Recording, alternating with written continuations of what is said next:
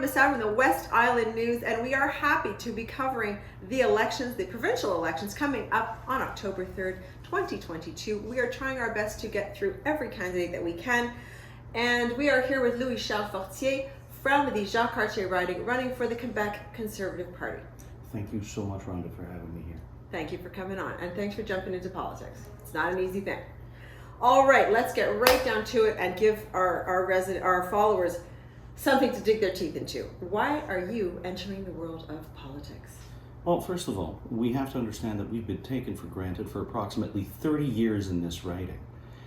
When we think about it here, nothing has changed. We've stayed stagnant with the Liberal Party here.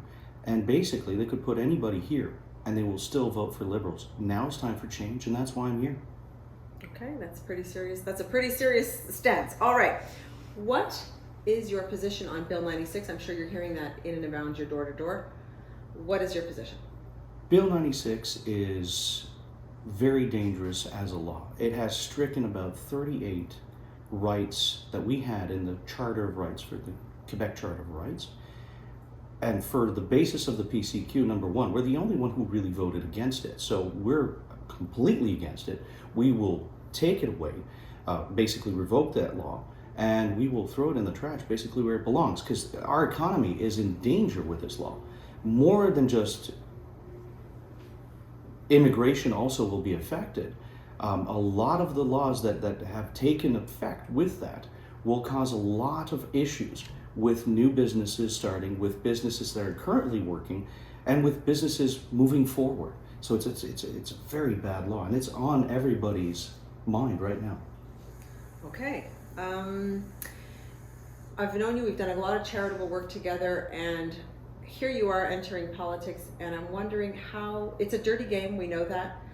How are you going to set yourself above the rest?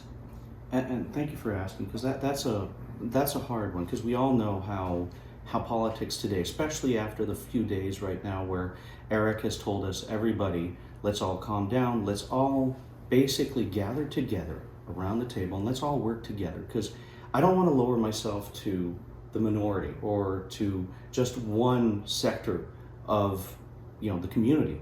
I want everybody to work together. So what I'm going to do differently, Rhonda, is I really want everybody to gather around. Let's all talk together. Let's work together, and let's find solutions. And let's stop this Anglo-Franco division. There's no division. We're all Quebecers here. Let's all work together.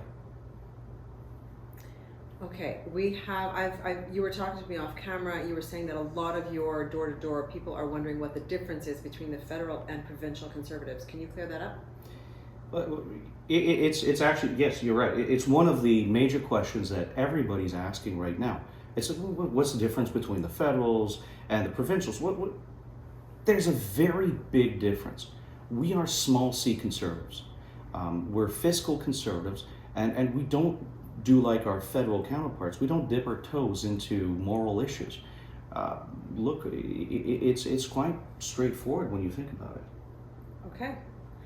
I have one last question, and we're going to offer you the floor. If you could speak to your residents right now, what would you say to them? Well, let's take a moment here and look at the Liberals, how they've ignored us for the past 30 years. Let's look at how they've given the current member, or our current MNA, his position, from not even giving a democracy a chance in our riding, like the members of the Liberal Party of this riding didn't get to vote for his mandate. I am very actually proud that my riding association voted for me unanimously to be the candidate in this riding. And that gives me democratic privilege to represent my riding association and my riding as a whole. Also, one last part, if you don't mind, that I can drop in. Healthcare. We've had a disaster. We've had more than wait times that are incomprehensible if we compare it to basically the developed world. We can stay at, I don't know if Lakeshore today, I think the time might be a wait of 6 hours or 7 hours on average.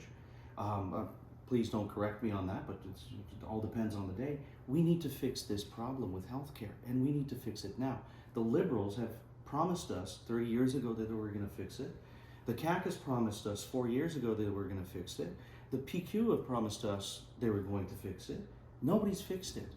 The solutions are there. We have the solutions that were presented to everybody. The solutions have been presented to the National Assembly. We have them.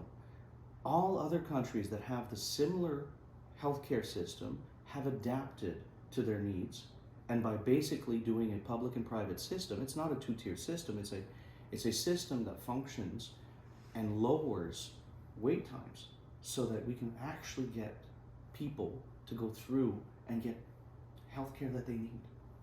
So thank you so much, Rana, for having me. Thank you so much. Louis Fortier from the Quebec Conservative Party. He is running in the upcoming elections, October 3rd, 2022. We would love to encourage you to go out and vote, no matter who you're voting for. It's your democratic right. I'm Rhonda Massad from the West Island News.